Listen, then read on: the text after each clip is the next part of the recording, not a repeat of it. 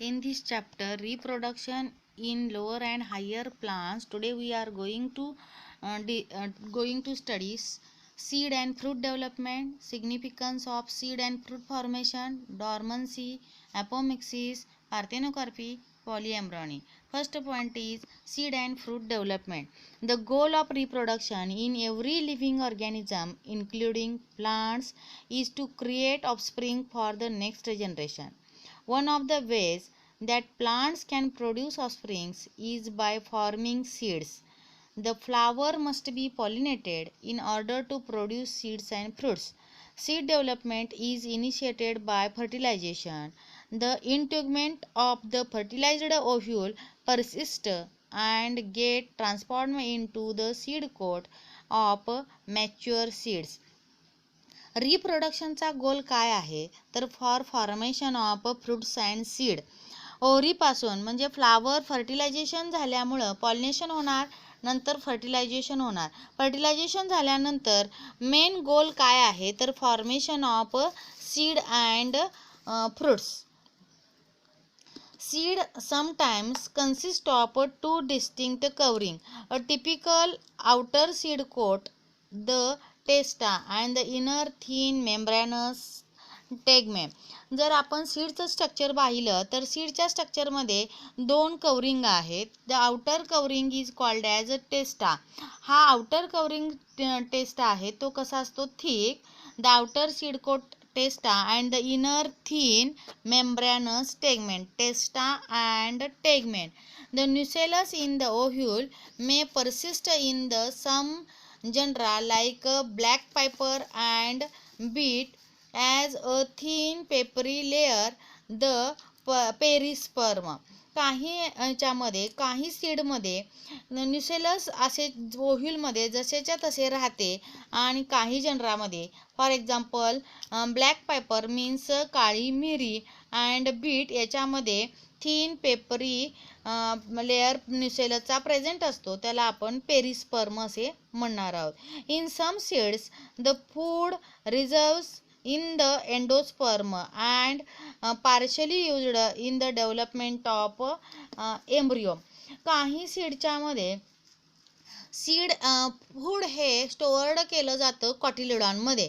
कॉटिलिडॉनमध्ये store केल्यामुळं त्यामध्ये cotyledon आपल्याला व्यवस्थित दिसून येतात. त्या seed for example dicot seed. Dicot सीडमध्ये दोन कॉटिलिडॉन आहेत. त्या कॉटिलिडॉनमध्ये फूड स्टोअर केलेलं आहे, त्यामुळं दोन डाळी होतात. त्या डाळी म्हणजे कॉटिलिडॉन. या कॉटिलिडॉन म्हणजेच काय तर त्याच्यामध्ये stored food reserve food material stored असतं. In some seed the food reserved in the endosperm. काहींच्यामध्ये फूड एंडोस्पर्ममध्ये रिझर्व केलं जातं. For example in monocot. मोनोकॉटमध्ये एंडोस्पर्ममध्ये फूड स्टोअर केलं जातं. म्हणून त्याचे दोन ग्रुप पडतात, एंडोस्पर्मिक सीड आणि non endospermic seed. Endospermic seed म्हणजेच मोनोकॉट. मोनोकॉटमध्ये मेज, ज्वार, बाजरा यांच्यामध्ये food is stored in the endosperm. डायकॉटमध्ये food is stored in the cotyledon. म्हणून त्याच्यामध्ये एंडोस्पर्ममध्ये फूड स्टोअर केलं जात नाही आहे, म्हणून त्यांना नॉन एंडोस्पर्मिक सीड असे म्हटलं जातं. एंडोस्पर्मिक म्हणजेच अल्ब्युमिनस सीड आणि नॉन एंडोस्पर्मिक म्हणजेच नॉन अल्ब्युमिनस सीड. अल्ब्युमिनस सीडमध्ये काय काय येतं म्हणजे एंडोस्पर्मिक सीडमध्ये कोकोनट, मेज म्हणजे जास्तीत जास्त मोनोकॉट. डायकॉटमधील कॅस्टर मीन्स एरंड याच्यामध्ये एंडोस्पर्मिक सीड म्हणजे अल्ब्युमिनस सीड म्हणजे food is stored in to the endosperm. काहींच्यामध्ये म्हणजेच डायकॉटमध्ये काय केलं जातं तर या एंडोस्पर्ममधलं सीड ॲब्सॉर्ब केलं जातं.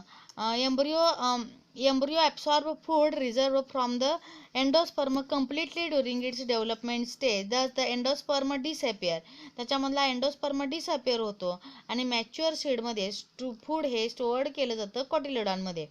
तर रिझल्टंट जो सीड असतो जो डायकॉटचा त्याला काय म्हटलं जातं नॉन एंडोस्पर्मिक सीड और ex albuminous seed. Albuminous seed आणि ex albuminous means non albuminous seed असं म्हटलं जातं. एक्झाम्पल डायकॉटचे सगळे एक्झाम्पल म्हणजे pea, bean etcetera. The cotyledon in some non-endospermic seeds act as a food storage and in other they are the first photosynthetic organs. याच्यामध्ये काय झालेलं असतं, कॉटिलेडॉनमध्ये फूड स्टोअर केल्यामुळं हा कॉटिलेडॉनमधील फूड कशासाठी स्टोअर केलं जातं, ज्या वेळेला सीड जमिनीमध्ये जातं, जमिनीमध्ये गेल्यानंतर त्याची जेव्हा जर्मिनेशन होणार आहे, जर्मिनेशन होताना त्या सीडला फूडची गरज असते आणि ते फूड त्या कॉटिलेडॉनमधून सप्लाय केलं जातं. मग अशा वेळेला तो कॉटिलेडॉन काय काम करतो, तर फर्स्ट फोटोसिंथेटिक ऑर्गन. आपण ज्वारी किंवा बी जर्मिनेट होतं तेव्हा पाहिलं असेल की त्याची जी डाळ आहे डायकॉटमधील ती ग्रीन कलरची बनते. म्हणजे कॉटिलेडॉन हे फर्स्ट फोटोसिंथेटिक ऑर्गन म्हणून जर्मिनेशनच्या वेळेला काम करतं. Micropyle persist as a small pore in the seed coat to allow the entry of water and oxygen during the soaking. जे मायक्रोपाईल आहे, आपण अनाट्रोपस होईल शिकलेला आहोत, त्यामध्ये मायक्रोपाईल आहे. त्या मायक्रोपाईलचं जे होल आहे ते तसंच शिल्लक राहतं. त्याचा यूज कशासाठी होतो, तर त्यामधून ज्या वेळेला सीड जमिनीमध्ये जातं किंवा सोक आपण करतो, भिजू घालतो, त्यावेळेला त्या पोअरमधून वॉटर आत एंट्री करतं. वॉटर एंट्री करण्यासाठी मायक्रोपाईलची गरज भासून येते. Fruit development is triggered by hormones produced by developing seeds. As mentioned earlier, after fertilization, the zygote is formed and ovary begins to differentiate into the fruit, and ovary wall develops into pericarp. Pericarp is basically three-layered, which get differentiated into fleshy fruit like mango, coconut, etc. Fruit development होत असताना त्या fruit डेव्हलपमेंटसाठी हार्मोनचा role important आहे. As mentioned earlier, after fertilisation झाल्यानंतर zygote develops and ovary begins to differentiated. झायगोटचं development म्हणजे आतला ओव्ह्यूल आहे, ओव्ह्यूलचं डेव्हलपमेंट सीडमध्ये होणार आहे आणि ओव्हरीचं डेव्हलपमेंट म्हणजे ओव्हरी स्टाईल आणि स्टिग्मा गळून पडणार आहे आणि ओव्हरीचं डेव्हलपमेंट हे फ्रूटमध्ये होणार आहे. जी ओव्हरीची वॉल आहे त्या वॉलचं डेव्हलपमेंट पेरिकार्पमध्ये होणार आहे. पेरिकार्प हे जी वॉल आहे म्हणजे पेरिकार्प इज बेसिकली 3 लेयर्ड असतं, इपिकार्प, मेझोकार्प आणि एंडोकार्प. आपण मँगोमध्ये पाहिलं असेल, मँगोमध्ये इपिकार्प, मेझोकार्प आणि एंडोकार्प. आतमध्ये कोय म्हणजे सीड आहे.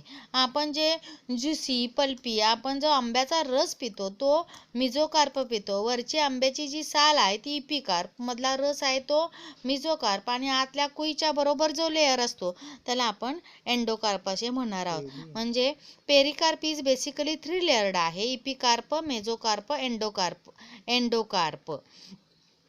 हे झालं development of seed and fruit. Significance of seed and fruit formation. First, fruit provide nourishment to the developing seeds. Fruit development झाल्यामुळं फ्रूट प्रोड्यूस काय करणार आहे, तर नरिशमेंट टू द डेव्हलपिंग सीडला नरिश करण्यासाठी फ्रूट काम करणार आहे. म्हणजे फर्स्ट सिग्निफिकन्स आहे fruits provide nourishment to the nourishment means पोषण, nourishment to the developing seeds. Second, fruits protect the seed in immature condition. ज्या वेळेला सीड इमॅच्युअर कंडिशनमध्ये आहे त्यावेळेला फ्रूट हे काय करणार आहे, प्रोटेक्ट करणार आहे. बघा, जर फ्रूट नसेल, जर ओनली सीड असेल, म्हणजेच फॉर एक्झाम्पल कोकोनट घ्या. कोकोनट म्हणला ओनली नारळ, जर आतला मधला नारळ जर असेल तर म्हणजे सीड जर असेल तर तो जर वरून खाली पडला असता तर नारळ फुटला असता. परंतु जर वरून नारळ पडला तरी फुटत नाही आहे. म्हणजेच काय, वरची जी साल आहे म्हणजे फ्रूट आहे ते फ्रूट काय करतं, तर सीडचं रक्षण करतं. जर असं जर नसेल तर आपल्याला सीड मिळाले नसते. म्हणजे fruit protect the seed in immature condition. Seed serves as an important propagating organs of plant. Seeds काय करतं तर इम्पॉर्टंट प्रोपोगेटिंग ऑर्गन आहे ऑफ प्लांट. हे पहिले दोन झाले ते फ्रूटचं सिग्निफिकन्स झालं. आता सीडचं सिग्निफिकन्स बघा. सीडमुळंच काय होणार आहे तर हे प्रोपोगेटिंग ऑर्गन आहे. म्हणजे नेक्स्ट जनरेशनला आपण सीड लावलं की नवीन प्लांट येतं. म्हणजे seed act as a propagating organ. Seeds and fruits develop special device for their dispersals and thus help in the distributions of the species. Seeds आणि fruits काय करतात एक स्पेशल डिस्पर्सल ऑर्गन म्हणून काम करतात. फॉर एक्झाम्पल कोकोनटमध्ये काय असतं तर केसर तयार झालेलं असतं. त्यामध्ये फ्रूटमधलं केसर हे डिस्पर्सल ऑर्गन म्हणून काम केलं. कसं केलं तर काही भरपूर झाडं नारळाची झाडं समुद्राकाठी किंवा नदीकाठी असतात. त्यामुळं नारळ जरी पडला समुद्राच्या काठी पाण्यामध्ये तर तो तरंगत जातो. म्हणजे तरंगणं हा काय झाला तर डिस्पर्सल कॅरेक्टर म्हणून काम केला. म्हणजे तरंगत तो दुसरीकडे जाणार, दुसऱ्या एखाद्या काठाला लागणार आणि तिथं नारळाचं नवीन झाड दिसून येणार. म्हणजे डिस्पर्सल ऑर्गन म्हणून काम करू शकतो. काही फ्रुट्सना किंवा सीड्सना बघा आपण उडणारी आजीबाई बघितली असेल, त्याच्यामध्ये वरती केसाळ भाग असतो, काँग्रेस वगैरे बघितलं असेल. तर हे सीड उन्हाळ्याच्या दिवसात हे फ्लावर असं भ्रष्ट होतं आणि त्याचे फ्लावर उडायला लागतात. म्हणजे आजीबाई सारखं आपण बघितलं असेल, उडत कुठेतरी ओलसर जागी ते चिकटतात, खाली सीड्स असतात आणि त्यामुळं तिथं काय होतं तर हा सीड्स किंवा फ्रूट्स डिस्पर्सल ऑर्गन म्हणून सुद्धा त्याचा उपयोग होऊ शकतो. डिस्पर्सल म्हणजे एका ठिकाणाहून दुसऱ्या ठिकाणी वाहून नेणं. एका ठिकाणी जर झाड असेल तर त्याच ठिकाणी सर्व झाडं येतात असं नाही, तर त्याचं उडून दुसरीकडे जाऊन तर त्या ठिकाणी नवीन झाड येऊ शकतं. काही झाडामध्ये आपण बघितलं असेल तर त्याला हुक लाईक स्ट्रक्चर फ्रूटला प्रेझेंट असतं. तर आपण शेतामधून वगैरे गेलो तर आपल्याला कपड्याला ते हुक लाईक स्ट्रक्चरमुळं ते आपल्याला चिकटलं जातं आपल्या कपड्यांना आणि आपल्याद्वारे म्हणजे आपल्या माध्यमाद्वारे ते एका ठिकाणाहून दुसऱ्या ठिकाणी हे सीड ट्रान्सफर होऊ शकतात आणि नवीन ठिकाणी ते झाड येऊ शकतं. म्हणजे seeds and fruits develop a special device for their dispersal and thus help in the distributions of the species. त्यामुळं सर्व ठिकाणी ती स्पेसीस डिस्ट्रीब्युशन होऊ शकतं. प्रत्येक झाडामध्ये डिस्ट्रीब्युशनसाठी म्हणजे डिस्पर्सल ऑफ सीडसाठी वेगवेगळी माध्यमं म्हणजे वेगवेगळे डिव्हायसेस प्रत्येक झाडांना अवलंबली आहेत. फॉर एक्झाम्पल शेवग्याचं झाड आपण बघितलं असेल, ड्रमस्टिक झाडावरती आपण भरपूर दिवस जरी शेवगा तोडला नाही तर तो शेवगा काय होतो उन्हामुळं ताट दिशी फुटला जातो आणि त्यातून सीड असे लांबवर पडले जातात. जर असं झालं नसतं तर तेच शेवग्याची शेंग खाली पडली असती आणि त्या झाडाखाली दुसरं झाड म्हणजे त्याच्या सावलीमुळे येऊ शकलं नसतं.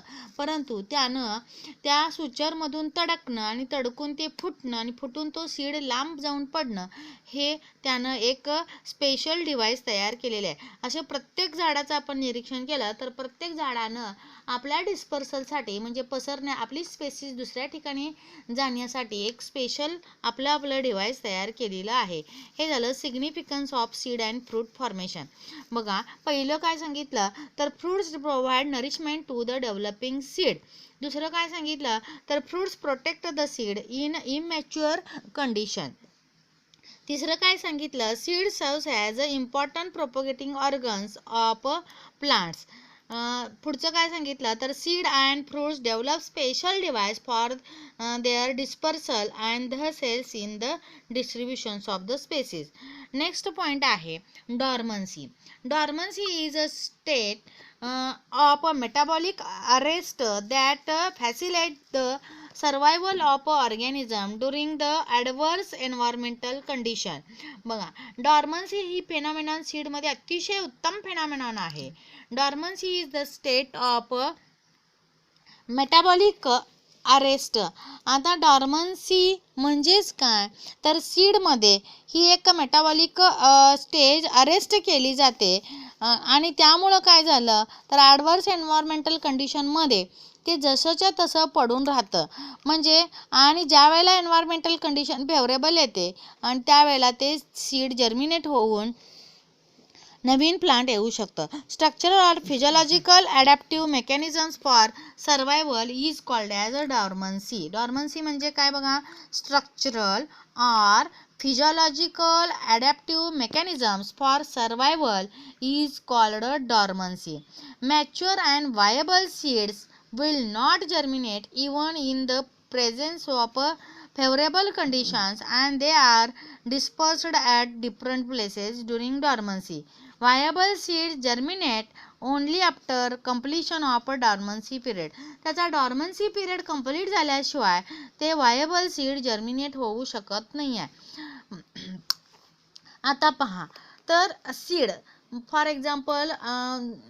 एक्झाम्पल आपण ग्राउंडनट घेतलं म्हणजे शेंगा किंवा हरभरा घेतला, तर हा शेंगा किंवा हरभरा याचे दाणे आपण काढले तर लगेचच तो असा खाली जमिनीवर ठेवला किंवा डब्यामध्ये ठेवला तर तो जर्मिनेट होऊन नवीन प्लांट तयार होऊ शकत नाही आहे. म्हणजे हे जे पिरियड आहे किंवा मटकी अशी जर वाळली ठेवली तर ती जर्मिनेट होऊ शकत नाही आहे. म्हणजे ही जी मग ते सीड वाहेबल आहे का नाही. वाहेबल मीन्स जिवंत. मग त्या सीडना जिवंत म्हणायचं की मेलेलं म्हणायचं. तर हे सीड्स आहेत ते वाहेबल आहेत म्हणजे जिवंत आहेत. हे वायबल सीड म्हणजे जिवंत सीड. जिवंत का म्हणायचं, कारण याच सीडना आपण जर जमिनीत टाकलं तर ते जर्मिनेट होतात आणि त्याच्यापासून नवीन प्लांट येऊ शकतं. ही जी कपॅसिटी आहे त्यांची म्हणजे असंच पडून राहण्याची जी मेटाबॉलिक स्टेट अरेस्ट होण्याची जी कपॅसिटी आहे त्या कपॅसिटीला आपण डॉर्मन्सी म्हणायचं. ही डॉर्मन्सी ब्रेक झाल्याशिवाय हे सीड जर्मिनेट होऊ शकत नाही आहे. म्हणजेच काय, मटकी आपण पाण्यात टाकल्यानंतर ती फुगल्यानंतर त्याच्यातील म्हणजे आतमध्ये पाणी गेल्यानंतर मग त्याचे मोड येणार. मोड आलं म्हणजे ते जर्मिनेट झालं. म्हणजे त्यावेळेला वायबल सीड हे जर्मिनेट झालं. म्हणजे सीड जेव्हा पॅकेटमध्ये असतात किंवा हातामध्ये असतात किंवा जमिनीवर असतात त्यावेळेला ते वायबलच असतात म्हणजे जिवंतच असतात. परंतु त्यांची ही जी कपॅसिटी असते या कपॅसिटीला डॉर्मन्सी असे म्हणायचे. हे डॉर्मन्सी ब्रेक झाल्यानंतर म्हणजे पाणी आतमध्ये गेल्यानंतर किंवा सीड जमिनीमध्ये गेल्यानंतर जर्मिनेट होतात. म्हणजे हा जो रेस्टिंग पिरियड आहे म्हणजे मेटाबॉलिक अरेस्ट केलेली फेज आहे या फेजला काय म्हणायचं, dormancy. Structural or physiological adaptive mechanisms for survival is called as a dormancy. आपण चित्रामध्ये बघितलं तर हा एम्ब्रिओ आहे, रेडी आहे जर्मिनेट व्हायला, परंतु तो वरती येऊ शकत नाही आहे. परंतु तो जेव्हा आपण पाण्यामध्ये टाकणार किंवा जमिनीमध्ये टाकणार त्यावेळेला तो एम्ब्रिओ वाढणार आहे आणि तो बाहेर येणार आहे. त्यावेळेला आपण म्हणायचं डॉर्मन्सी ब्रेक झाली. आणि डॉर्मन्सी ब्रेक झाल्यानंतर सीड जर्मिनेट होऊ शकते.